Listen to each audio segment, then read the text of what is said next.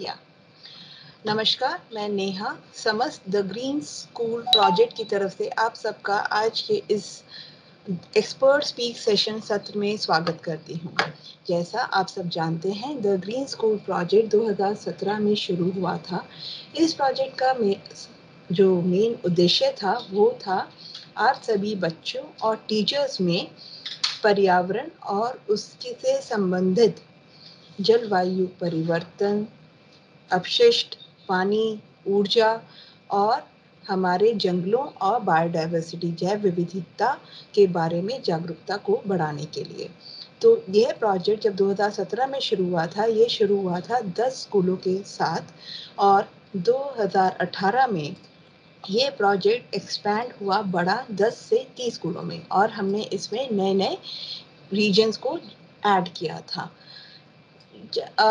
इस प्रोजेक्ट को हमने 2 हिस्सों में बाँटा। पहले फ़ेज़ 2 में हमने इसमें आप सब बच्चों के साथ जिन विषयों पर काम किया था वो था पानी और अपशिष्ट। तीसरे फ़ेज़ में जिस विषय पे काम किया था वो था जंगल और जैव विविधता और अपशिष्ट के ऊपर। ऊर्जा और पानी पर हमने फ़ेज़ 2 में काम किया था। इस फ़ेज़ में हमने सोचा कि आप सबको, क्योंकि अब आप चारों विषयों यानी water, waste, energy, forest and biodiversity के बारे में बहुत अच्छे से जानते हैं, समझते हैं, उनके बारे में आप बहुत सारी एक्टिविटीज़ कर चुके हैं, बहुत सारे हैंड्स ऑन एक्टिविटीज़ कर चुके हैं, एक्शन प्रोजेक्ट्स कर चुके हैं, तो क्यों ना अब इसको हम आपके साथ आगे बढ़ें और इसको लिंक करें सस्टेनेबल डेवलपमेंट गोल्स और क्लाइमेट चेंज। तो इस साल जो हमारा फोकस है वो ये है कि हम चारों विषयों को लिंक कर रहे हैं क्लाइमेट चेंज यानी जलवायु परिवर्तन और सस्टेनेबल डेवलपमेंट गोल्स के साथ। तो उसी को ध्यान में रखते हुए हम इन फील्ड्स में से जितने भी जानी मानी हस्तियां हैं उनको बुलाते हैं, या एक्सपर्ट्स हैं, साइंटिस्ट हैं, या जिन्होंने इस फील्ड में बहुत अच्छा काम किया है उनको बुलाते हैं और आपके साथ बातचीत करने के लिए। क्यों? जिनसे आप उनसे सीख सकें, उनसे इन विषयों के बारे में और जानकारी प्राप्त कर सकें और बाद में वापस जाकर अपने सभी परिवारजन, अपने दोस्तों के साथ इसे शेयर करें। और जानकारी को सबसे अच्छा तरीका क्या होता है कि हम उसको एक्शन में कन्वर्ट करें, कोई ना कोई एक्टिविटी करें, चाहे वो हम अपने लेवल पर करें, चाहे हम एज अ एक होता ना इंडिविजुअल कैपेसिटी में कि हाँ ठीक है, मैं कम से कम अपने घर का कूड़ा बाहर नहीं फेंकूंगी, उसके अंदर जितना भी गीला कूड़ा है उसको खाद में कन्वर्ट करूंगा, पानी की बर्बादी नहीं करूंगा, ऊर्जा का संरक्षण करूंगा। तो जितनी भी चीज़ें होती हैं हम अपने लेवल पर कर सकते हैं, या हम अपने परिवार के सदस्यों के साथ भी कर सकते हैं, स्कूल के बच्चों के साथ कर सकते हैं, वो भी तो हमारा परिवार का हिस्सा है ना, या और भी आगे जाकर अपने पूरे समाज के लोगों के साथ कर सकते हैं। इसके तहत आपने बहुत सारी एक्टिविटी करी हैं फ़ेज़ 1 और 2 में। जैसे आप लोगों ने बहुत सारी रैलीज़ करते थे, डोर टू डोर कैंपेन करे, अवेयरनेस राइड्स करी, रिवर क्लीनिनेस ड्राइव करी, कई बच्चों ने फ्लैश मॉब्स करे, डांस करा, नुक्कड़ नाटक करे, वॉल पेंटिंग करी, बहुत सारी हमने एक्टिविटी करी। बट जब कोविड की वजह से हम बाहर नहीं जा पाए, तब भी आप सब बच्चे नहीं रुके और आप सब बच्चों ने बहुत सारी और एक्टिविटीज़ करी। कैसे करी? हमने घर में उपलब्ध जो चीज़ें वेस्ट हो जाती हैं, जिसको हम ये कहते हैं अरे इनका तो कोई काम नहीं है, उनका इस्तेमाल करके आपने बर्ड फीडर्स बनाए, बर्ड नेस्ट बनाई। आपके तो बर्ड नेस्ट में बहुत सारी बर्ड्स ने तो अंडे भी दिए थे, उन्होंने उसको अपना घर भी बनाया। आप बच्चों ने घर में पड़े हुए पुराने कपड़ों से नए थैले बनाए जो कि आपने पास की सोसाइटी में या मार्केट में दिए। आपने मेडिसिनल प्लांट्स को उगाया, हर्बल गार्डन्स बनाए, सीड बैंक्स क्रिएट करे, और सबसे अच्छी क्या-क्या चीज़ें करी आपने, ये सब मुझे आपको नहीं बताना, आपको बस याद रखना है। ये नहीं है कि वो कोविड के टाइम में करा था तो अब नहीं करना, करना है। बहुत सारी चीज़ें हमें करना है, करते ही रहना है, तभी तो हमारे समाज में परिवर्तन आएगा। उसके लिए हमने आपके साथ बहुत सारे कॉम्पिटिशन्स भी करे हैं और आप लोगों ने उसमें बहुत सारी हिस्सेदारी भी दी है। तो उन्हीं सब चीज़ों को लेकर आगे बढ़ते हुए हम बहुत सारे लर्निंग मॉड्यूल्स भी बना रहे हैं। इन लर्निंग मॉड्यूल्स का जो चीज़ें हैं वो इसलिए हम बना रहे हैं कि आप इन विषयों के बारे में जानकारी और प्राप्त कर सकें और जो-जो आपने किया है, उनको आगे जाकर बाकी सारे जो आपके स्कूल्स के फ्रेंड्स हैं या आपके छोटे भाई-बहन हैं, वो उसे सीख सकें। इसके लिए हम और कॉम्पिटिशन्स ऑर्गेनाइज़ करने वाले हैं और आपके टीचर्स को बहुत सारी चीज़ें बताने वाले हैं। और अब आगे बढ़ते हैं आज के इस एक्सपर्ट स्पीक सेशन के सत्र में, जहाँ हमने इनवाइट किया है पद्मश्री जमुना डूडू दीदी और श्री पंकज कुमार सतीजा सर को। श्री पंकज कुमार सतीजा सर, उनको तो आप सब बहुत अच्छे से जानते हैं, मिले हुए हैं ना? सर से कितनी बारी हम अच्छे से मिलते हैं। सर हमेशा आते हैं और हमें नई-नई चीज़ें बताते हैं।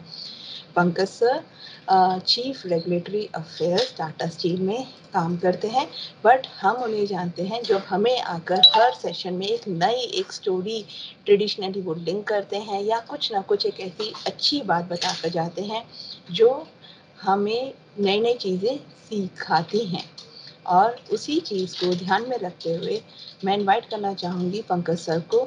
Sir welcome and please give the welcome address.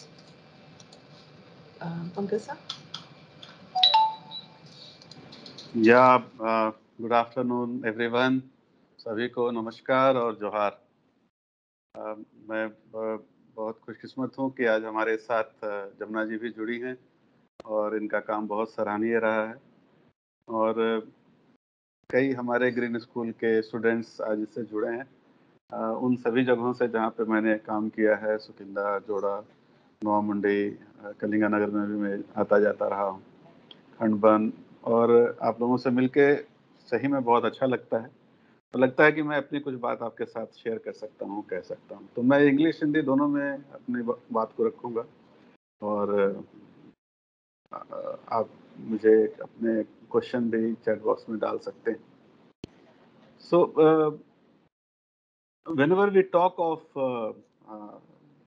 climate change, biodiversity, or issues related with environment, I am reminded of one story of Mandok Upanishad, which is named as Two Birds and One Tree. So there were a tree, and two birds were on that tree. One bird was at the lower level of that tree, and one bird was at the upper level of that tree. The bird at the lower level used to move to the different fruits, used to bite one fruit. When it is very sweet, he used to feel very happy. And whenever it is bitter, he used to have a very bad taste and used to come at the lower branch of the tree. And then the lower bird used to look at the upper bird and used to feel very different, that the upper bird is sitting very calmly and in a very serene manner, where the lower bird is chirping at all the places, trying all the fruits, uh, sometimes biting little chew and sometimes for the bigger ones. And whenever the taste is bitter, it is to come to the lower branch. And that continued. And after a long time, when it realized that the upper bird was almost not there, it was the reflection, and it was in unison with the nature, the upper bird. And then they realized that it is not of any use going towards the different fruits which are of different taste and odor. In our life also, we try to do many things, we try to have more and more things, and we are not in harmony with nature, which the Mandukya Upanishad wanted to speak about. And when we talk about the things which are happening globally, either in COP26 or COP15, which are related to climate change and biodiversity, it is very good to know what is happening at the national and the international level. But the first and foremost thing for these two issues is to know what we are doing at our level. And the famous Indian ethos of minimalistic lifestyle, which always says that we need to be using whatever is required. And I would urge all of you to look at your own house. How many things are needed for the survival, and how many things are in your house. So while the talk at the national and the policy making at the international or the national level can happen, the issues of climate change and biodiversity has to be handled by each and every individual. So we must start from our side. If we start using the things which are needed for survival and not for just for accumulation, and I was mentioning you that if we start making inventorization of what are the things which we have at our home, we will realize that we have more number of things which are more than the need of the hour. We will have more clothes what we need, and that's the thing which we need to pursue. अभी हम लोग जिस दौर से गुजर रहे हैं वो कंज्यूमरिज्म का दौर है। हम जितना कंजम्पशन करेंगे फैक्ट्री में उतनी ही चीज़ें प्रोड्यूस होंगी, और जितनी चीज़ें प्रोड्यूस होंगी उसका ये मतलब है कि उतना लैंड डिग्रेड होगा, उनके लिए जो रॉ मटेरियल चाहिए होंगे उसमें हम और डिविजिटेट करेंगे, हम और एनर्जी उसमें यूज़ करेंगे उस प्रोडक्ट को बनाने के लिए जो रॉ मटेरियल्स को लेके बनाएंगे, और उस प्रोडक्ट को जब हम बनाएंगे तो उस एनर्जी का हो सकता है कि वो यूज़ जो है वो इनएफिशिएंट ना हो, एफिशिएंट यूज़ ना हो, और ये भी चांसेस हैं कि जो हम वाटर यूज़ कर रहे हैं वो वाटर यूज़ एफिशिएंसी भी उसमें ना हो। तो ये हमें ये देखना है कि अगर हम अपने स्तर पे अपनी लाइफस्टाइल को उस हद तक रखें जहाँ जितने हमारे बेयर मिनिमम की ज़रूरत है उतने ही सामान खरीदें और उतनी ही चीज़ें रखें, तो जो फैक्ट्रीज या मैन्युफैक्चरिंग के लिए जो प्रेशर है कि ज़्यादा से ज़्यादा प्रोड्यूस करना है वो कम होगा, और वो जब कम होगा तब हमें ये पता चलेगा कि जो रिसोर्स एफिशिएंसी है उनको बनाने के लिए जो रिसोर्सेज की ज़रूरत है वो कम होंगी। और ये इसलिए ज़रूरी है कि हम जब देखते हैं कि क्लाइमेट चेंज और बायोडाइवर्सिटी ये दोनों लिंक हैं, जो इनके डायरेक्ट और इनडायरेक्ट इफेक्ट हैं वो भी लिंक हैं। जब हम ज़्यादा प्रोडक्शन की अपेक्षा करेंगे, फैक्ट्री ज़्यादा प्रोड्यूस करेंगी तो वो लैंड डिग्रेडेशन ज़्यादा होगा, ज़्यादा ज़रूरत होगी हमें ज़मीन की, ज़्यादा पेड़ कटेंगे, और जब हम पेड़ को देखते हैं तो हमें वो केवल पेड़ नहीं दिखता है। We must realise that whenever we are talking of a tree, it's not only tree, उस ट्री में बहुत छोटे छोटे पक्षी, बहुत छोटे छोटे अन्य जीव जंतु भी रहते हैं, और जब वो पेड़ कटता है तो केवल लकड़ी नहीं कटती, उसके साथ बहुत सारे जीव जिनका वो घर होता है वो सब खत्म हो जाता है। इसलिए हमें ये देखना है कि हम जो हमारा वातावरण है, जो लैंड डिग्रेडेशन है उसको हम कम करें, और हम जो एनर्जी है जो किसी चीज़ को प्रोडक्शन में होती है उसकी एफिशिएंट यूज़ हो, क्योंकि ग्लोबल वार्मिंग पे हमने देखा है कि जो टेम्परेचर बढ़े हैं उसके बहुत सारे दुष्परिणाम हुए हैं। ये दुष्परिणाम ऐसे हैं जैसे जो फ्रीक्वेंट चेंजेस हमारे हो रहे हैं टेम्परेचर में, और हम जब क्लाइमेट चेंज की बात करते हैं और हमें देखते हैं कि बारिश का पैटर्न चेंज हो गया है, इसे हम लोग कहीं कहीं बोलते हैं कि ये क्लाइमेटिक इन्वेलप है, जहाँ temperature variation space and seasonal ये ज़्यादा हो रहे हैं, और ये वेरिएबिलिटी हमें इम्पैक्ट करती है। और इसमें एक ये भी देखने वाली बात है कि जब क्लाइमेट चेंज और ग्लोबल वार्मिंग होती है तो बहुत सारे जीव जंतु एडाप्टेशन के लिए जो दूसरे एरिया में मूव करते हैं। जैसे अगर कोई जीव जंतु ठंडे प्रदेश में रहने का उसका ये है और गर्मी बढ़ती है तो वो ऊपर के रीजन में जाता है, लेकिन ये एक सवाल ये उठता है कि कितना ऊपर जाएगा, क्या उसके लिए फर्दर स्पेस है या नहीं। तो हम लोगों ने ये भी देखा है, जो स्टडी आई है, कि बहुत सारे जीव जंतु इससे प्रभावित हुए, और आपको ये पता है कि जो हमारा जो फूड प्रोडक्शन होता है, जो क्रॉप प्रोडक्शन होता है, वो 35% से ज़्यादा हमारा क्रॉप प्रोडक्शन जो है उसमें जो पॉलिनेटर्स हैं जैसे बीज, birds, bats, they contribute for this. और जब इनके स्पेसीज इन स्पेसीज के पैटर्न में चेंज होगा तो क्रॉप पैटर्न में भी चेंजेस आएंगे। और ये हम लोगों ने कई बार सुना भी है कि यूरोप में हनी बीज की संख्या में कमी हुई और फूड प्रोडक्शन भी इम्पैक्ट हुआ। सिमिलरली अगर आप देखेंगे जब आइस कवरेज कम होती हैं तो पोलर बियर को भी दिक्कत होती है, क्योंकि उनके जो लाइवलीहुड पैटर्न है वो धीरे धीरे चेंज होते जाते हैं। और बहुत सारे स्पेसीज हैं जो एडाप्टेशन के लिए डिफरेंट प्लेसेस में जाते हैं, बट ये भी है देखना है कि क्या हमारे लिए उतना स्पेस है या उनके लिए उतना स्पेस है कि वो दूसरे जगह पे फर्दर अडॉप्ट कर सकें। और ये एक जो थ्रेट है ग्लोबल वार्मिंग का, वो बहुत सारे स्पेसीज पे इम्पैक्ट कर रहा है निगेटिवली, और एक्सटिंक्शन रेट जो है वो बढ़ी है। फ्रॉग्स हैं, फ्रॉग्स के बारे में इसलिए जिक्र करना चाह रहा हूँ कि ह्यूमंस जो हैं उनके बारे में कहा जाता है कि वो 3 लाख साल से पृथ्वी पर हैं, और जो फ्रॉग्स हैं वो 30 करोड़ साल से हैं।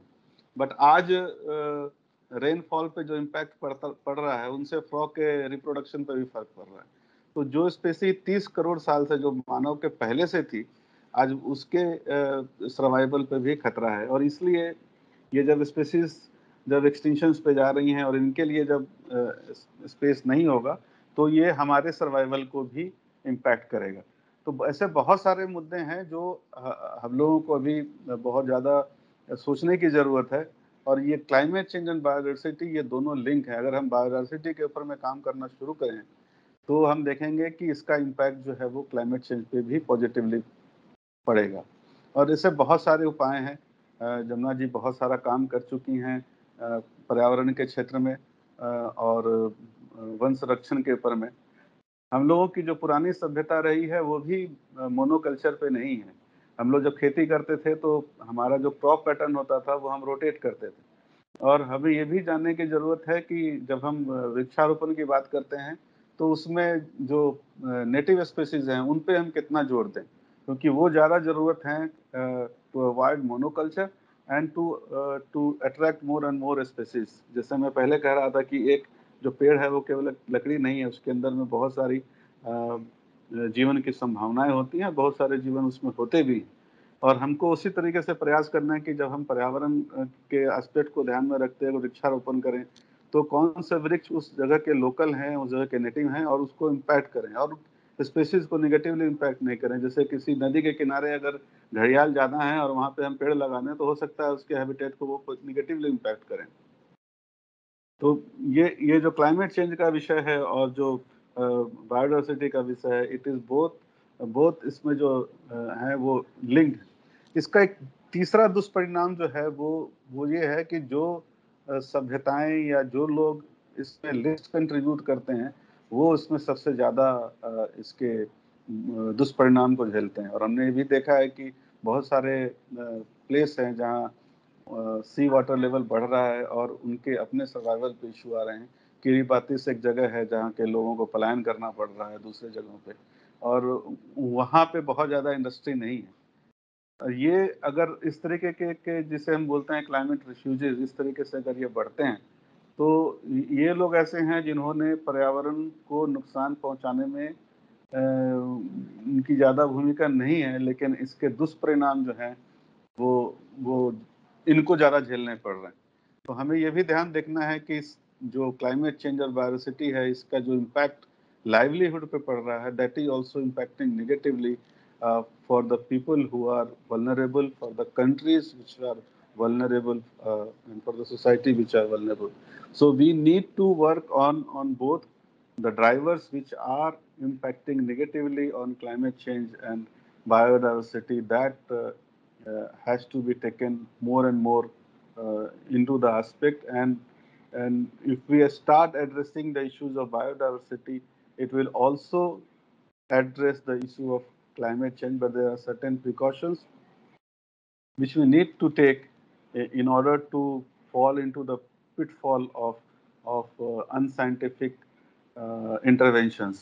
और वहाँ पे हमें देखना है कि हम जो इंडिजिनस कम्युनिटीज़ हैं, जो वहाँ के लोकल लोग हैं, जो वहाँ का जो आदिवासी समाज है, उनके पास इन चीज़ों की जानकारी ज़्यादा होती है, और हम कैसे उनके नॉलेज को अपने इंटरवेंशंस में यूज़ करके जो वहाँ के वन्य प्राणी हैं या उनके जो वहाँ के जो जीव जंतु हैं, उनको हम सपोर्ट कर पाएँ।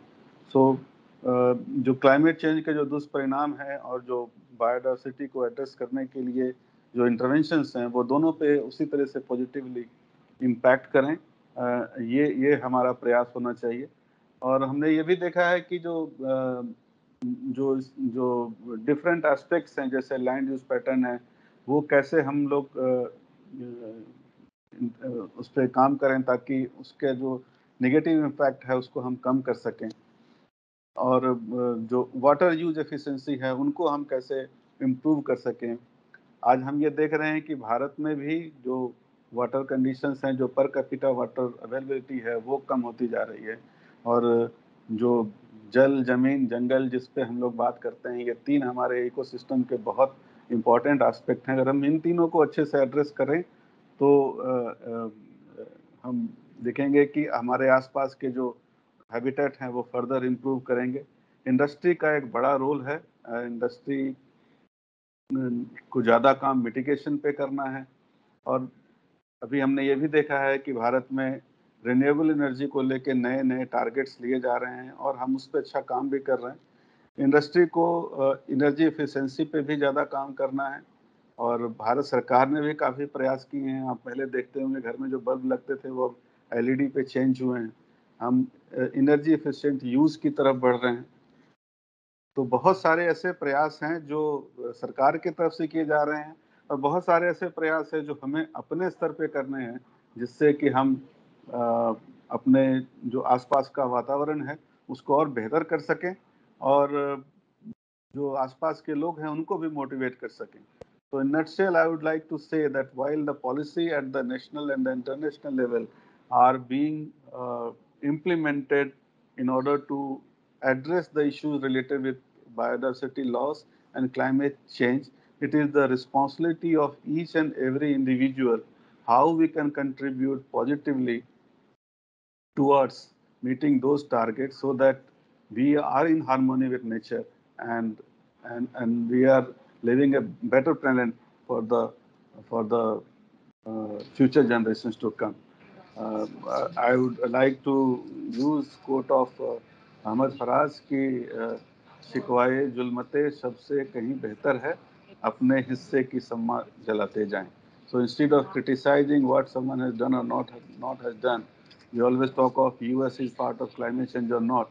It is our responsibility to ensure that we are using less and less to the bare minimum requirement for survival of ourselves.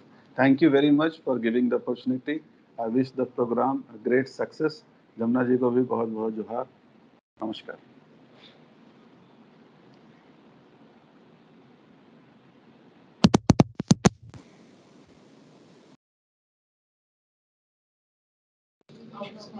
Thank you so much, sir.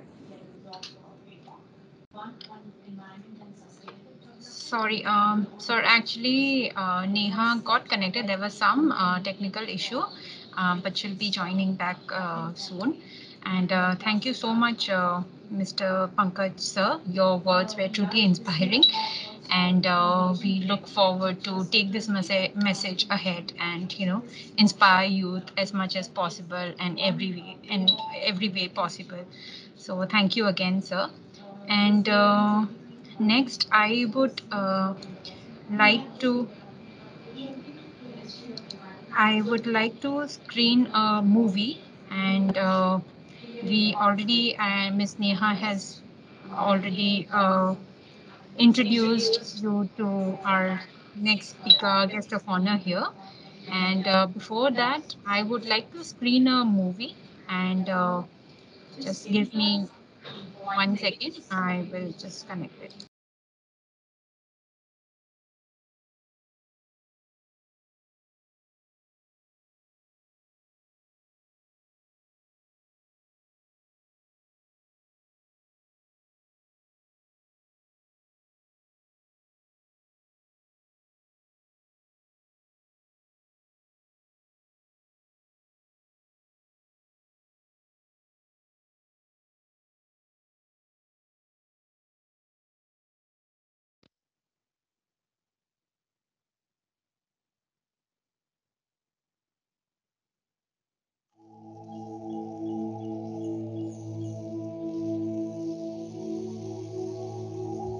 आपने टार्जन का नाम तो सुना ही होगा। अरे वो पेड़ों से कूदने वाला नहीं, बल्कि जंगल माफिया से लड़कर पेड़ों को बचाने वाली झारखंड की लेडी टार्जन जमुना तुडू का। अगर नहीं सुना तो आइए सुनते हैं। एक छोटे से बचाव से शुरू हुई एक बड़े पड़ाव तक के सफर की ये कमाल की कहानी।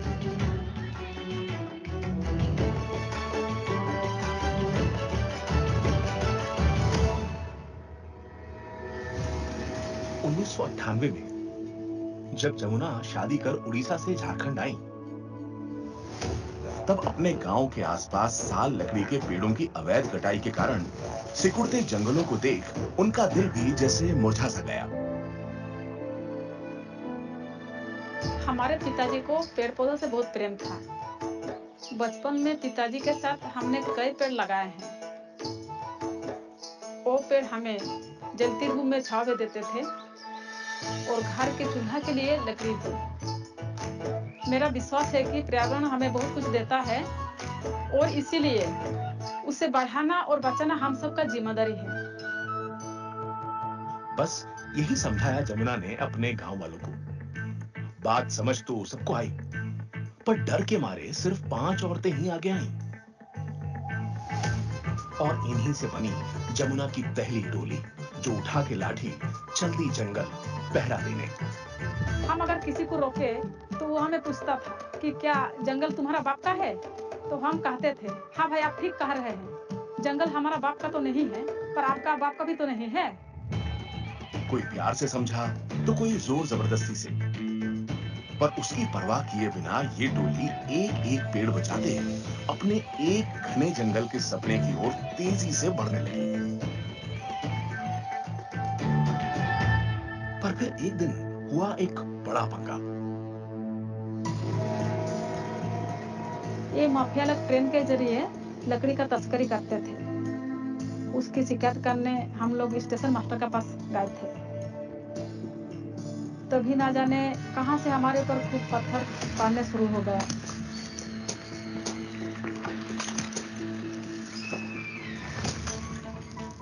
इतना खून आने लगा कि 1 मिनट तो हमको लगा कि शायद आज नहीं बच पाएंगे।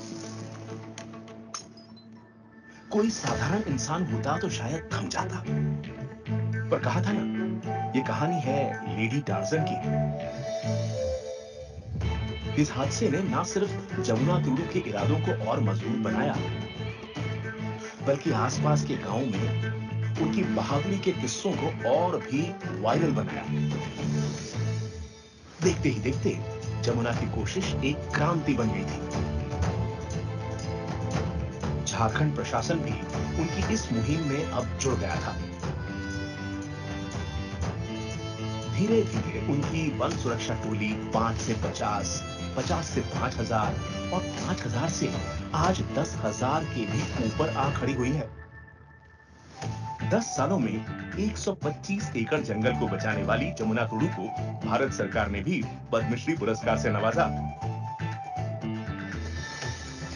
बहुत कठिनाई का सामना किए हैं, पर हम रुके नहीं। अगर कुछ ठाना है तो बस उसकी ओर बढ़ते रहना चाहिए। बड़ी से बड़ी मंजिल तो बस ऐसे ही पहुंचा जाता है। 1 से 10,000 हुए ऊंचे ऊंचे हरे भरे से कुछ सपने साकार हुए। जमुना तुडू की ये कहानी हमें प्रेरणा देती है अपने इरादों को मजबूत कर उनकी ओर सूझबूझ से बढ़ते रहने की।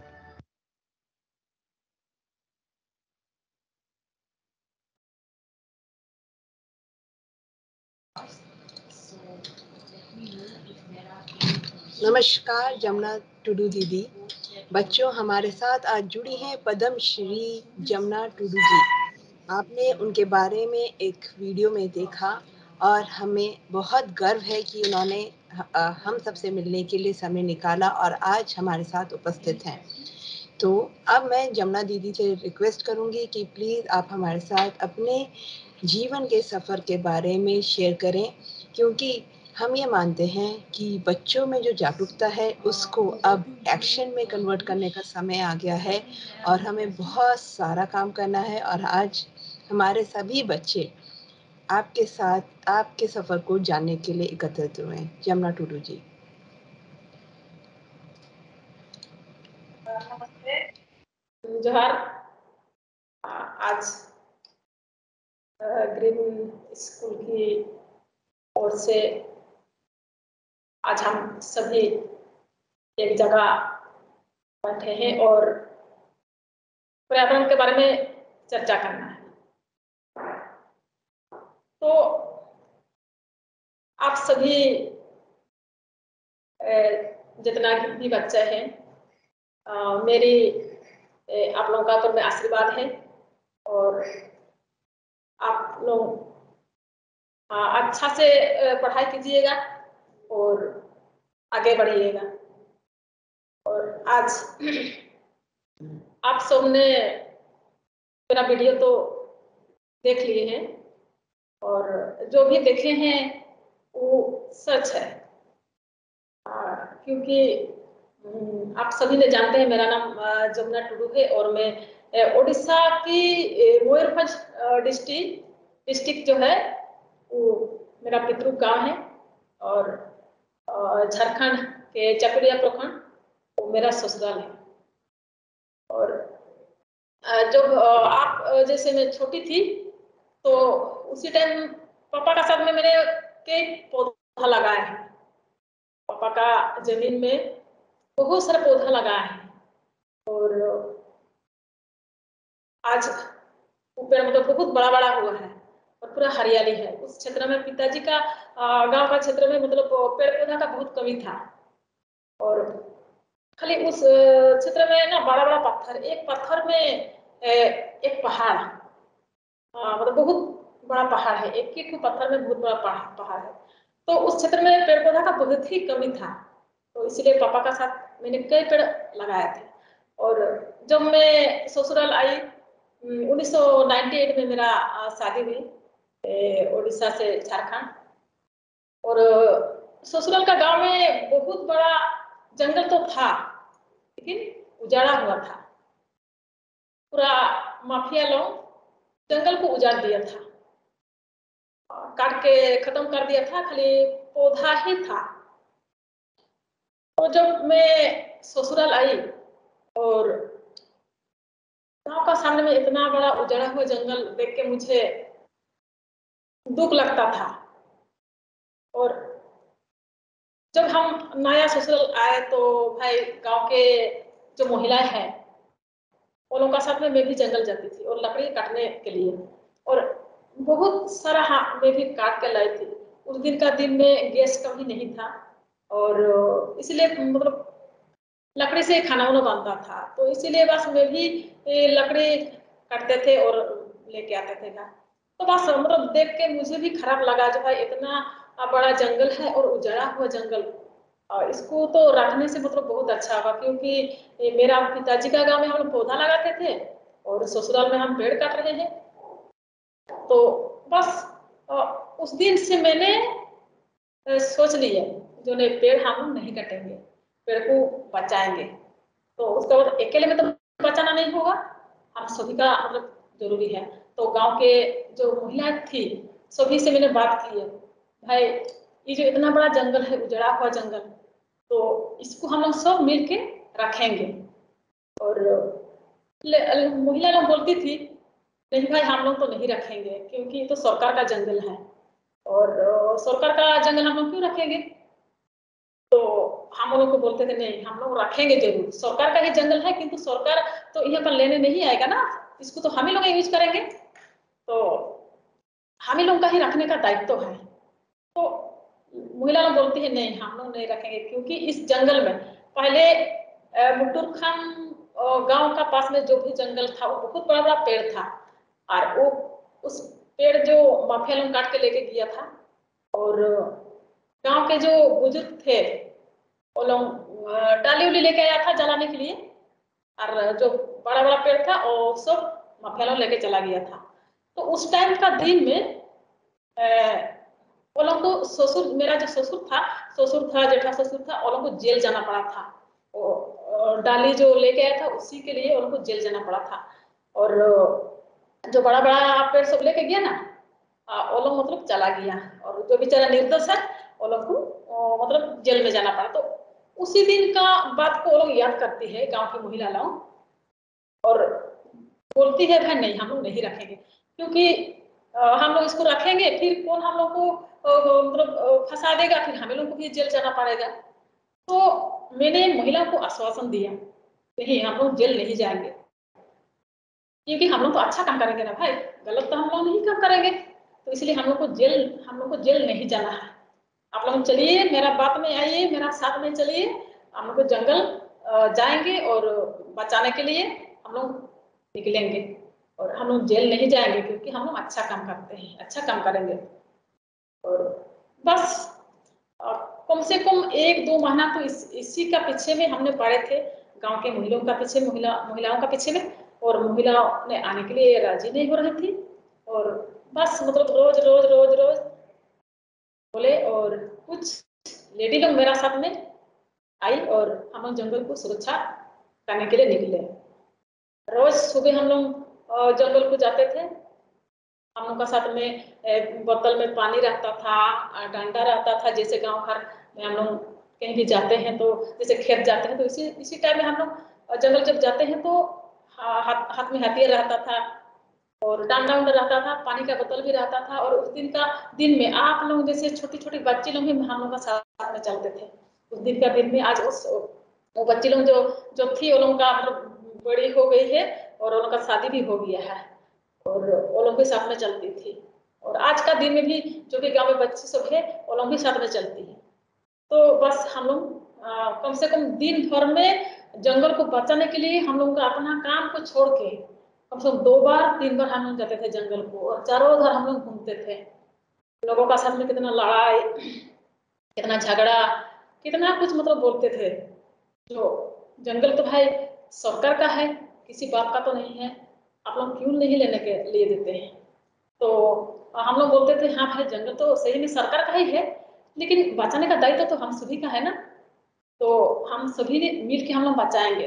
तो चारों तरफ मतलब जंगल है, और जंगल का किनारे किनारे में गांव सब है, और उस गांव के लोगों का साथ में रोज हम लोग को लड़ाई झगड़ा रोज मतलब चलता था।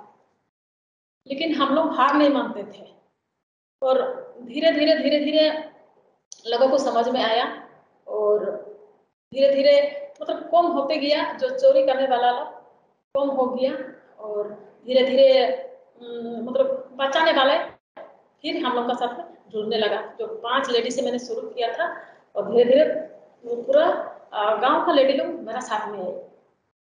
1998 से शुरू करके मतलब 2005-6 तक मैंने अपना ही गांव का जंगल को सुरक्षा करने में लगे थे।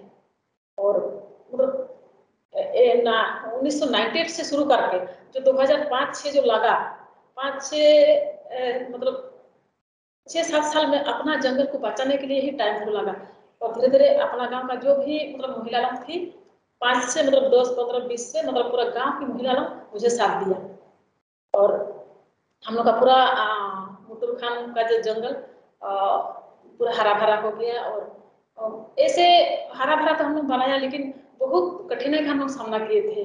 बहुत लोगों का साथ में लड़ाई झगड़ा, मतलब गाली गलौज, मतलब ऐसे वो लोग गाली देते थे, मतलब जंगल को बचाने के लिए, जो आप मतलब सोच भी नहीं सकते हैं। लेकिन बावजूद भी हम लोग पीछे नहीं हटे, हम लोग काम किए, और आज उस जंगल पूरा हरियाली हो गया है।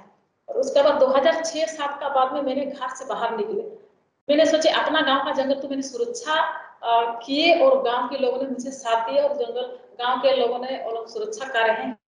और फिर मैं घर से बाहर निकले, वो लोगों को हम छोड़ दिए, गांव के महिलाओं को छोड़ दिए, भाई आप लोग हम लोग का अपना जंगल को देखिए, और मैं बाहर जा रही हूँ। तो फिर 2006-7 से मैंने बाहर निकले, मतलब अपना गांव से दूसरा गांव। जैसे कि जंगल का किनारे में जितना भी गांव है, हम सब गांव जाके पहले तो गांव के प्रधान का पास हम जाते थे, और प्रधान को हम बोलते थे, भाई आपका जो जंगल है, आपका गांव का सामने जो जंगल है वो तो आप ही का जंगल है, लेकिन आपका जंगल मतलब उजाड़ा हुआ है, तो आप लोग भी हमारा जैसे हम लोग जैसे मुटुरखान में एक जंगल समिति हम लोग बनाए, और जंगल को सुरक्षा कर रहे हैं। इसी तरह आप लोग भी मतलब आप लोग का जंगल को सुरक्षा कीजिए, और हम लोग का जैसे हरियाली है वैसे आप ही लोग का जंगल भी हरियाली बनाइए।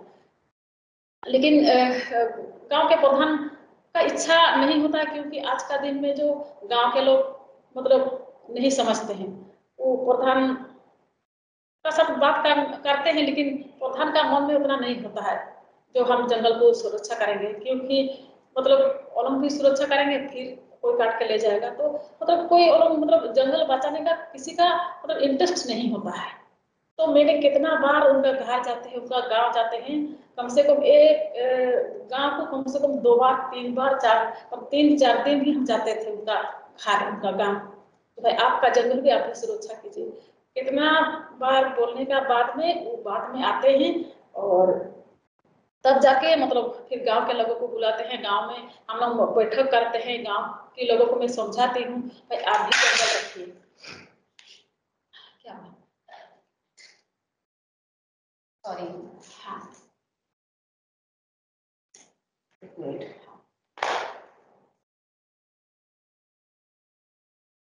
हाँ तो दूसरा गांव में भी जाके मैंने इसी तरह ही अपना गांव में जैसे समझाते थे, इसी तरह ही दूसरा गांव में भी जाके मैं लोगों को समझाती थी।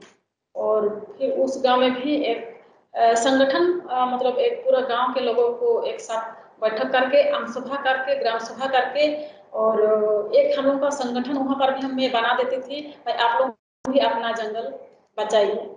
और 2006-7 से बाहर निकल के मैंने पूरा पूर्वी सिंहभूम में रोज मतलब आज 1998 से शुरू करके आज तक मैंने वही काम कर रही हूँ। एक गांव से 2 गांव, 2 गांव से 3 गांव, मतलब गांव गांव जाके और गांव के लोगों का साथ में बैठो करके जंगल को आप लोग भी अपना जंगल को सुरक्षा कीजिए, इसी तरह मैं उन लोगों को समझाते थे। लेकिन 2008-9 में जैसे मैं बाहर निकली तो मेरा साथ में थोड़ा सा दुश्मनी बढ़ गया था, तो थोड़ा सा नहीं ज्यादा ही बढ़ गया, क्योंकि लोगों को अगर हम सरकारी पेड़ को काटने मना करेंगे, किसी को पत्थर लेने मना करेंगे, तो भाई वो दुश्मनी तो करेगा ही, क्योंकि जंगल तो मेरा भी नहीं है, किसी का भी नहीं है, तो सरकार का है। तो इसीलिए मतलब जो माफिया लोग थे वो लोग मतलब बहुत सक्रिय हो गया, जो है जमुना टुडू ऐसे काम कर रही है तो इसको हम लोग रोकेंगे। तो 2008 में मेरा घर में मतलब डकाती करा दिया, और रात को 1:30 बजे कम से कम 7-8 आदमी मिलके हमका घर को मतलब दरवाजा तोड़ के अलग घुस गया। और घुसने के बाद में अलग बोल रहा है जो आप बहुत जंगल को सुरक्षा करते हैं ने, आप बहुत लोगों को जागृत करते हैं ने, बहुत आप मतलब नेतागिरी करती हो। तो हमको लगा, हम बोले भाई नहीं, तो हम तो ऐसे कुछ नहीं करते हैं। तो नहीं आप करती हो तो इसलिए आज से आप मत कीजिए, और नहीं तो आपको हम लोग जान से मार देंगे। तो फिर मैंने बोले भाई नहीं, तो ठीक है हमें छोड़ देंगे, मतलब कुछ टाइम के लिए थोड़ा सा डर लगा, तो मैंने बोले जो छोड़ देंगे, नहीं करेंगे। तो फिर वो लोग जितना भी घर में सामान था सब लेके चला गया, और लेने के बाद में सब और निकल के ले गया। उसके बाद 1-2 दिन का अंदर में मुझे पता चला, और जितना भी डकाती लोग था सभी को मतलब हम थाना में केस कर दिया। थाना में केस करने के बाद में सब लोगों को जेल में घुसा दिया, और आज भी वो लोग जेल में ही है, सजा भी हो गया। किसी को 7 साल, किसी को 8 साल, मतलब किसी को जो हमारा जो सोना जो खरीदा था, छोटा छोटा कानबाली सब था, छोटा चेन सब था, जो खरीदा था सोना वाला, सोना दुकान, तो उसको भी मतलब जेल में डाल दिया, और उसका भी 7 साल तक सजा हो गई।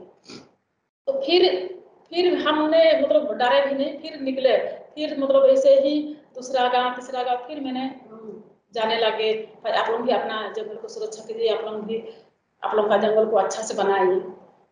तो मैंने पूर्वी सिंहभूम में मतलब ऐसे ही जंगल को बचाने के लिए घूमते थे।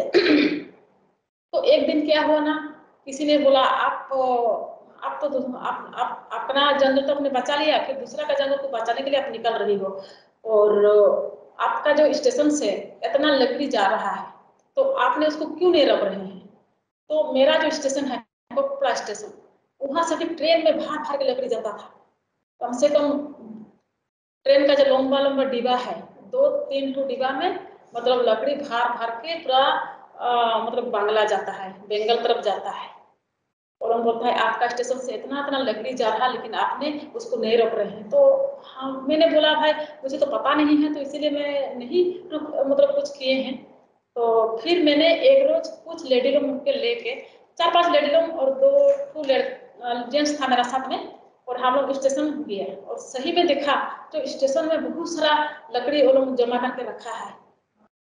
तो जो लोग लेके जाता था तो वो लोग से मैंने बात की, मैंने कहा भाई आप लोग ये जो लकड़ी जो लेके जा रहे हैं, जंगल को काट के और खत्म कर रहे हैं, और लकड़ी आप लोग जो बाहर लेके जा रहे हैं, तो मतलब इसको आप लोग रोकिए, मत ले जाइए, क्योंकि अगर आप लोग काट के लेके जाएंगे, खत्म करेंगे, तो एक दिन हम लोग को बहुत पछताना पड़ेगा।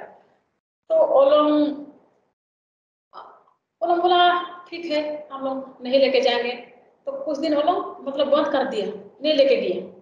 फिर मैंने क्या किया, एक एप्लीकेशन लिख के टिकट मास्टर जो रहता है स्टेशन में, उनको मैंने दिए, सर आपका स्टेशन से इतना इतना लकड़ी जा रहा है 2013 में, इतना इतना लकड़ी जा रहा है सर, इसको मतलब रोकने के लिए मुझे मदद कीजिए, मुझे साथ दीजिए। तो टिकट मास्टर ने कहा ठीक है मैं आपको साथ दे रहा हूँ। तो उसके बाद वो लोग से हम लोग बात किए, बात करने के बाद में कुछ दिन के लिए वो लोग नहीं लेके गया, फिर नहीं लेके गया कुछ दिन के लिए, फिर कुछ दिन के लिए फिर शुरू किया। तो फिर हमने गए स्टेशन, तो हमने देखा भाई इतना इतना लकड़ी फिर जा रहा। तो हम वो लोग से मतलब बात कर रहे थे। तो बात जब हम कर रहे थे तो उस टाइम मतलब दूसरा साइड से मतलब किसी ने इतना पत्थर फेंका, मतलब 2-3 आदमी ने पत्थर फेंका हम लोग को, मेरा सिर में 2 ठो पत्थर गिरा, जो रेलवे का पत्थर। तो मतलब जब सिर में मेरा मतलब पत्थर गिरा तो इतना खून बहने लगा, तो मतलब माथोली पूरा कपड़ा उपड़ा भीग गया, और पीछे से इतना जैसे मुंह में पानी डाल रहा वैसे मेरा मतलब खून गिर रहा था। तो मेरा हस्बैंड ने पीछे से देखा, तो वो आवाज किया तुम लोग भागो भागो, पत्थर फेंक रहा, भागो भागो बोल के। तो वो मेरा पीछे में आके मुझे बचाने के लिए, मुझे तो बचा लिया, लेकिन उनका माथा में, उनका सिर में पूरा पत्थर, जितना भी वो लोग पत्थर फेंका था उसी का मतलब सिर में सब पत्थर गिरा, और मतलब पूरा खून से लथपथ हो गया, और पूरा उनका भी कपड़ा पूरा भीग गया, वहीं पर बेहोश हो गया। फिर उसको हम लोग कुछ, मेरा साथ जो लेडी था थी, 2-3 लेडी थी और 2 जेंट्स था, वो लोग हम लोग मिल के इसको उठा के टिकट काउंटर में घुसा दिया। टिकट काउंटर में घुसाने के बाद में फिर हम लोग फोन किए, भाई ऐसे ऐसे घटना घट गई, आप लोग आइए। फिर हम लोग का गाँव का लोग आए, तो फिर हम लोग को लेके गए। उसको मतलब उस टाइम मुझे लगा था शायद आज हम लोग नहीं बचेंगे, क्योंकि अंधेरा में और इतना पत्थर गिर रहा है, अच्छा हम लोग नहीं बचेंगे। तो फिर मैंने सोचे नहीं, मुझे मरने का नहीं है, हम नहीं मरेंगे, हमको बहुत कुछ काम करना है, और हम तो नहीं मरेंगे, बस हम ऐसे ही सोचे। फिर बोला नहीं, हमको नहीं मरना है, हमको बहुत कुछ काम करना है, क्योंकि हमको जंगल बचाना है। जंगल रहेगा तभी हम लोग रहेंगे, जंगल अगर नहीं रहेगा तो हम लोग नहीं रहेंगे, ऐसी अपना मन में मैंने सोच लिया जो हमको नहीं मरना है भाई। फिर हम लोग मतलब गांव में एक तो डॉक्टर था, एक तो मतलब इंजेक्शन में ही हम लोग अच्छा हो गया। मेरा जो हस्बैंड थे उनका तो इतना सिर मतलब पूरा छेचरा हो गया था, कान पूरा छेचरा हो गया था, बावजूद भी 1-2 ठो इंजेक्शन में ही मतलब हम लोग ठीक हो गया, और हम लोग को ना कहीं जाने का भी कोई जरूरत नहीं पड़ा। उस दिन में मतलब क्या बताएंगे, जो रेलवे स्टेशन में जो मतलब इतना झूठ झमेला हो रहा है, ऐसे कुछ लोग वहां पर खड़ा है लेकिन देख रहा है, कोई बचाने के लिए कोई नहीं आ रहा है, ऐसे मतलब जैसे कुछ नाटक हो रहा था, कोई देख रहा है, बस उसी तरह मतलब आदमी सब देख रहा था। तो हम लोग भी मतलब किसी का सहारा नहीं मांगे, और हम लोग अपना स्तर से ही वो टिकट काउंटर में घुसे और गांव के लोगों को बुलाया। मतलब ऐसे मतलब लगा था जो, और कोई अगर मेरा जगह में कोई रहता तो वो बोलता जो भाई नहीं और नहीं काम करेंगे, लेकिन मैंने हार नहीं मानी, मैंने नहीं, मुझे और भी काम करना है, बहुत कुछ काम करना है। तो फिर उसका बाद से भी निकाल के फिर मैंने काम करना शुरू किया। मुझे कोई साथ नहीं दिया, मुझे विभाग भी साथ नहीं दिया उस टाइम का दिन। रेंज ऑफिस में मैंने गया था, तो हम फॉरेस्टर साहब को हम बोले सर ऐसे ऐसे हो गया है, और आप लोग भी थोड़ा सा मदद कीजिए। तो मतलब किसका ऊपर में क्या करेंगे, अंधेरा में तो किसी को दिखाई नहीं दिया, तो इसलिए क्या करेंगे। तो वो लोग भी मतलब कुछ नहीं किया, मेरे बावजूद भी मैंने मतलब काम को नहीं छोड़ा। फिर मैंने 2-3 दिन के बाद से फिर मैंने निकले दूसरा गांव तीसरा गांव, फिर मैंने निकाल के और जंगल को सुरक्षा करने के लिए ही सभी को मैंने बात करती थी, जागृत करती थी और मीटिंग करती थी। और मैंने क्या करते हैं, हर साल पेड़ों को बचाने के लिए मैंने रक्षाबंधन का प्रोग्राम करती हूँ। मतलब पेड़ में राखी बांधती हूँ, पेड़ को मैं भाई जैसे मानती हूँ, पेड़ को बच्चा जैसे मानती हूँ। और हर साल मैंने 1000 महिला का साथ में, हजार महिलाओं का साथ में मैंने पेड़ में आरती उतार के और राखी बांधने का काम करती हूँ। जैसे हम लोग भाई को राखी बांधते हैं, और लोग जो हमको मतलब साथ देने के लिए, सुख दुख में साथ देने के लिए, और इसी तरह मैंने भी पेड़ों को भाई मानकर और राखी बांधते हैं। और उस दिन मैंने संकल्प लेती हूँ कि भाई जितना दिन इस शरीर में सांस चलकर रहेगी, तो उतना दिन जंगल को नहीं काटने देंगे, पेड़ को नहीं काटने देंगे। और हर साल मैंने किसी का घर में अगर बेटी जन्म दिया तो उनको मैंने पौधा देती हूँ, भाई आप ये पौधा लगाइए, और इस पौधा जैसे आपका बेटी बड़ी होगी और इस पौधा भी मतलब बड़ा होगा और उस टाइम आपका कुछ काम में लगेगा। तो किसी का घर में अगर बेटी भी जन्म होती है तो उसको पौधा देते हैं, बेटा भी अगर जन्म होता है तो उसका मतलब उसको भी हम पौधा देते हैं। और पौधा लगाने के लिए कहते हैं, और पौधा लगाने का साथ साथ हम लोग पौधा को तो लगा देते हैं लेकिन उसको मतलब सुरक्षा नहीं करते हैं, तो इसीलिए उसको हम लोग लगाने का साथ साथ उसको सुरक्षा भी करना जरूरी है। और जैसे कि मतलब आप हम सभी देख रहे हैं, सरकार ने बोल रहा है जो आप लोग पौधा लगाइए, लेकिन पौधा लगाना और हरियाली बनाना मतलब तो बड़ा बात तो है, लेकिन उससे भी बड़ा जैसे हमारा जो जंगल है, हमारा जो पहाड़ है, हमारा जो पर्वत है, इसको बचाना बहुत जरूरी है। आज का दिन में हम लोग पौधा लगा रहे हैं, लेकिन पूर्वज ने वही मतलब जंगल, वही पहाड़ ही मतलब में कितना अच्छा वर्षा होता था, कितना अच्छा मतलब पानी होता था। लेकिन आज का दिन में देखिए इतना हम लोग हरियाली लगाने का बावजूद भी मतलब वर्षा का कोई टाइम में नहीं हो रहा है। तो इसका मतलब हो रहा है जो भाई हम लोग जो पर्यावरण को हम लोग सुरक्षा नहीं रख पा रहे हैं। तो पर्यावरण को सुरक्षा रखने के लिए मैं तो काम कर रही हूँ, लेकिन आप सभी को भी काम करना चाहिए।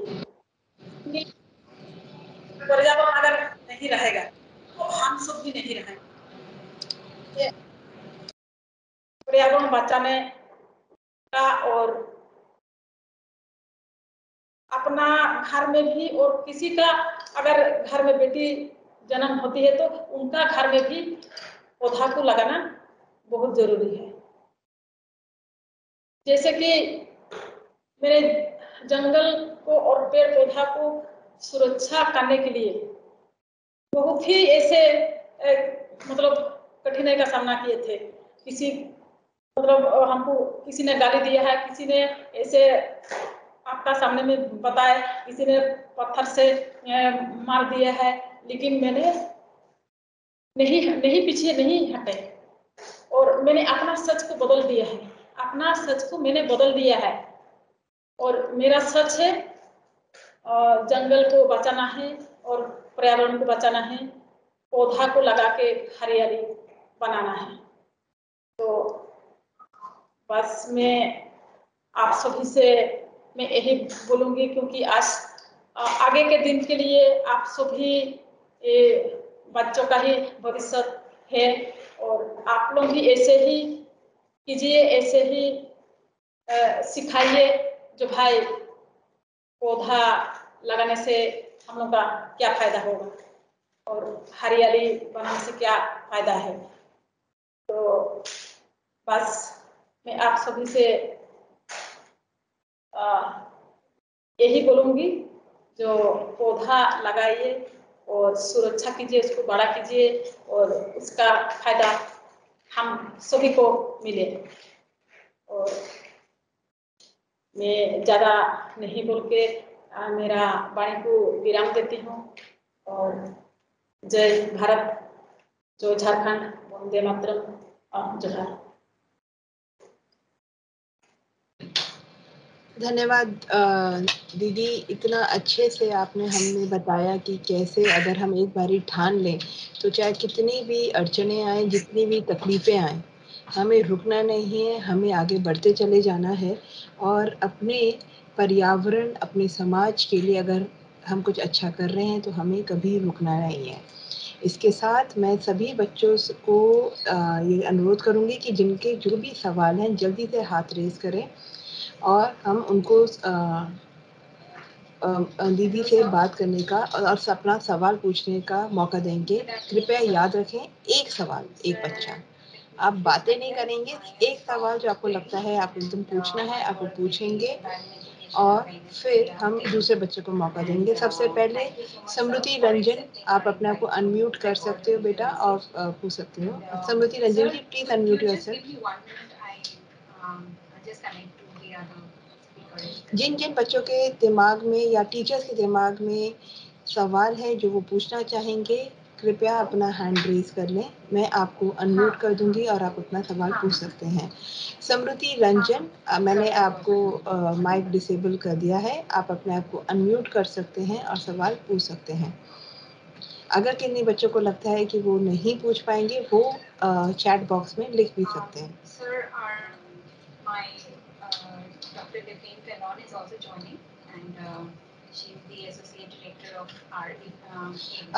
मैम, एक बच्चे का सवाल है सुभा स्मिता देव का कि जो आप बता रहे थे लकड़ियां जो जा रही थी रेलवे स्टेशन पे, क्या अब वो अभी भी जाती हैं या वो रुक गई हैं? अभी तो रुक गई है, अभी वो नहीं जा रही है, अभी रुक गई है और अभी तो मतलब पूरा ही बंद है अभी। मतलब मेरा जो संघर्ष, मेरा जो मतलब साहस, तो वो काम को रोक दिया है। मैम, एक बच्चे का और सवाल है, वो ये जानना चाहते हैं कि लोगों ने आपके साथ जुड़ने में इतना समय क्यों लगाया, उनको क्या डर लग रहा था? सभी का सच तो एक नहीं होता है ना, सभी का मन में तो एक नहीं है, अपना अपना सच है। तो किसी ने मतलब ऐसे ही सोचा जो भाई पेड़ हम लोग का बहुत महत्व चीज है, तो बस इसीलिए मतलब वो लोग को समझने में और सोचने में टाइम लगा। दीदी, एक बच्चे ने लिखा है कि आपकी जो कहानी है बहुत इंस्पिरेशनल है, हम भी कोशिश करेंगे एक दिन आपके जैसा बने और अपने पर्यावरण की सुरक्षा कर सकें। थैंक यू बेटा। एक थोड़ा सा अटपटा सवाल है, बिल्कुल वाजिब भी है। एक बच्चे ने पूछा है कि अगर मैं पेड़ नहीं काटता हूँ तो मैं अपनी ज़रूरतों की चीज़ें कैसे भरपाई करूँगा? मतलब आज जो हम लोग पौधा लगा रहे हैं, पेड़ को बना रहे हैं, तो जरूरत को नहीं करना है। तो जरूरत का चीज है उसी को काटेंगे, उसी को ही यूज करेंगे। जैसे मतलब बहुत सारा जो लोग होता है ना, मतलब झूठ मूठ के लोग काट के फेंक देते हैं और वो मतलब सड़ जाता है। जैसे आप बहुत सारा जगह में देखिएगा जो सड़ रहा है पेड़, तो सड़ना नहीं चाहिए, उसको काम में लगाना चाहिए। जो भी हमारा जरूरत है उसी को ही काटेंगे और उसी को ही काम में लगाएंगे। मतलब जितनी ज़रूरत है उतना लीजिए, लालच मत कीजिए और अपने जो जितने भी हमारे रिसोर्सेज हैं उनकी आप बर्बादी ना करें। मैम, आपने अपनी लाइफ में कितने पेड़ लगाए, आप क्या कभी गिनती कर पाए क्या? नहीं, गिनती तो नहीं कर पाए, लेकिन मतलब बहुत पेड़ लगाए हैं। तो दिव्या मैम ने गिनती तो नहीं करी है, बट बहुत पेड़ लगाए हैं और हम उम्मीद करते हैं कि आप सब भी इतने पेड़ लगाएं कि आप कहें कि अब हमने गिनती करनी बंद कर दी है। कितने एकड़ में पेड़ लगाए? देखिए, मेरा तो 100 से ज्यादा हेक्टेयर है, तो उसमें मतलब जो नीचे नीचे कितना बताएंगे, कम से कम अपना गाँव तो 20 से ज्यादा हेक्टेयर मैंने पौधा लगाया है। उसके बाद जो इधर उधर बहुत जगह में मैंने पौधा लगाया है। और मेरा जो अभी जो झारखंड से लेके मैंने ओडिशा में भी हम लोग का जो साल का पौधा होता है ना, बहुत सारा पौधा लगा के मैंने हरियाली बनाया है। बच्चों एक चीज और ख्याल रखिएगा, जब भी पौधा लगाएं, ये नहीं है सिर्फ पौधा लगा दिया, आपको उसका ख्याल भी रखना है जब तक वो अपना ख्याल रखने लायक खुद ना हो जाए। उसको पानी दीजिए, उसको खाद डालिए, ऐसे नहीं लगाया और छोड़ दिया। या किसी आप रोड के किनारे भी लगाते हैं तो देखाइए वो उग रहा है ना, उसको किसी से खतरा तो नहीं है। जब तक छोटा है ख्याल रखिए, एक बारी जब वो बड़ा हो जाएगा तब वो अपना रखिएगा। तो बट जब तक हम पौधे लगा रहे हैं छोटे छोटे, उनका ख्याल जरूर रखिएगा। मैम निकिता कहना चाह रही है कि मैं कोशिश करूंगी और बहुत सारे पौधे लगाने जरूर लगाऊंगी। एक बच्चे का पूछना है कि कभी आपको जानवरों से डर नहीं लगा जंगलों में? उन्होंने आपको कुछ कहा नहीं? नहीं, मुझे मतलब जानवरों से भी डर नहीं है और किसी से भी मतलब जंगल महल के लोगों से भी डर नहीं है और किसी राजनेता से भी डर नहीं है। अब जंगल के लिए मैंने किसी से नहीं डरती हूँ।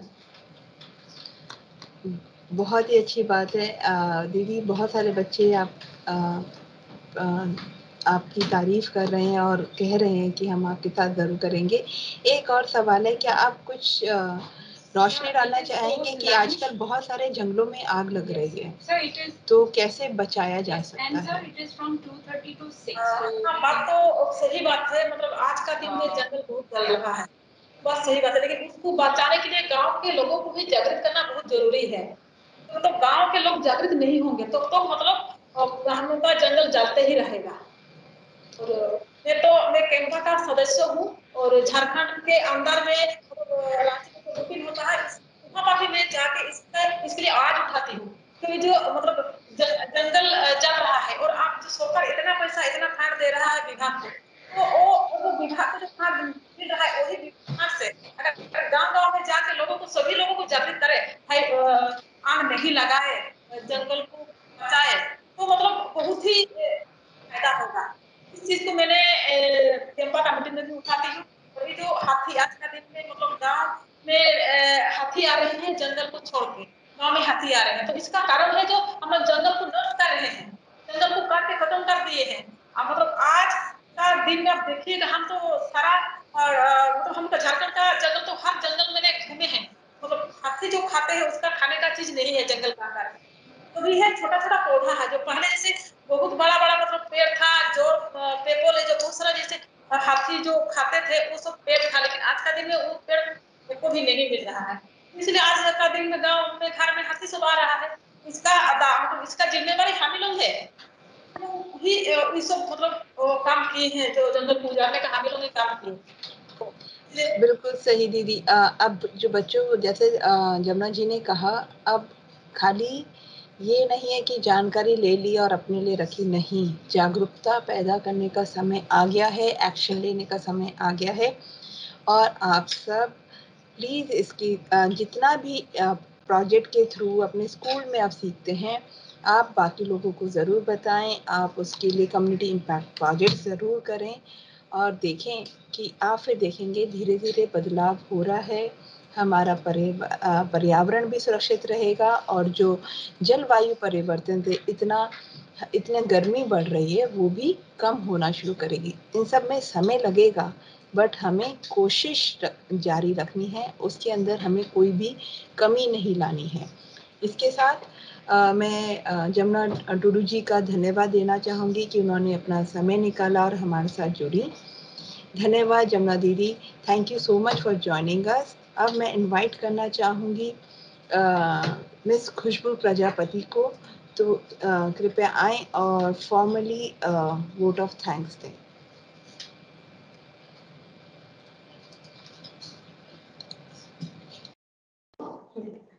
आई डोंट नो मैं विजिबल हूँ कि नहीं।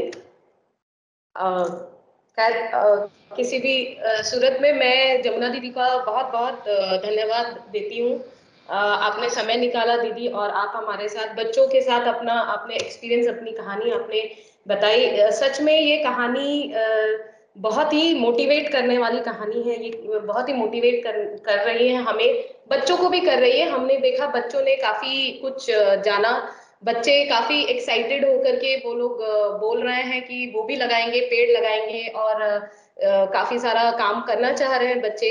बहुत सारे सवाल बच्चों ने पूछा है दीदी, लेकिन सारा सवाल यहाँ पूछना मुमकिन नहीं हो पा रहा है। बहुत अच्छा लगा आपके साथ ये सारा कुछ सुन करके और ये समय निकाल करके। मुझे उम्मीद है कि बच्चों को बहुत अच्छा एक सेशन मिला होगा और उनको बहुत कुछ समझने को, सुनने को मिला होगा।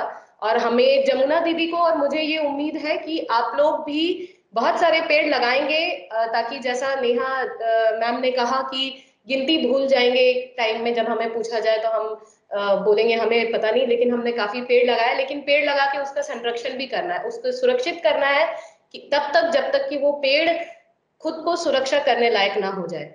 और ये करने से हम एक बेहतर कल के लिए, अपने कल के लिए, बेहतर कल के लिए हम लोग तैयार हो पाएंगे, और अपने बच्चों के लिए, आने वाले जनरेशन के लिए एक अच्छी पृथ्वी, एक स्वस्थ पृथ्वी हम लोग दे पाएंगे।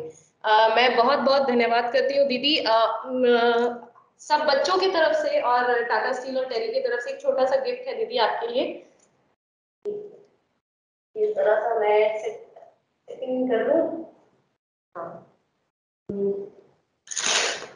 आपने हमें इतना वक्त दिया, उस वक्त के लिए आपका बहुत बहुत धन्यवाद दीदी। Thank you. मैं दीदी का बहुत बहुत धन्यवाद ज्ञापन करती हूँ। ये दिख नहीं रहा है, sorry again.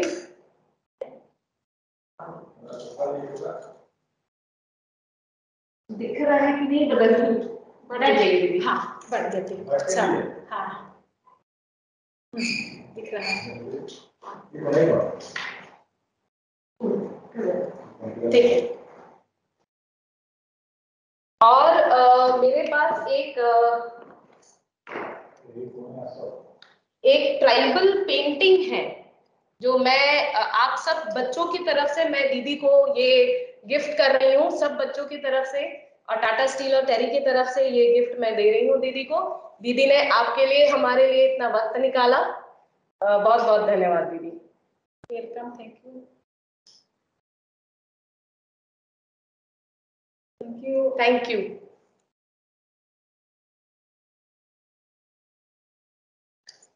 Sorry,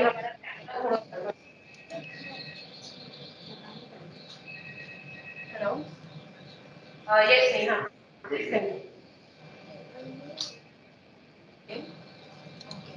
Sorry, sir, Neha, you can continue.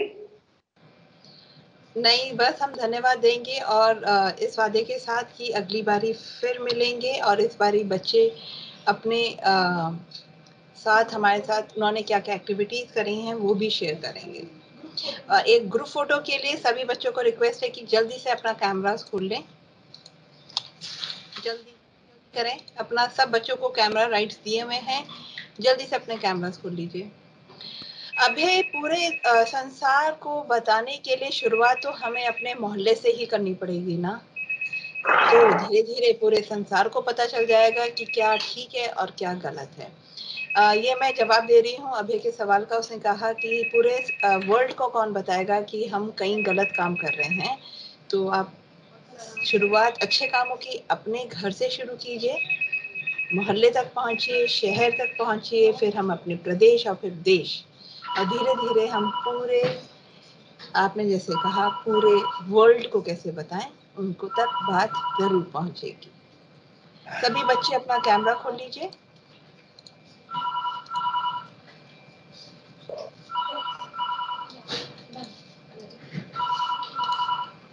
जल्दी से, फटाफट।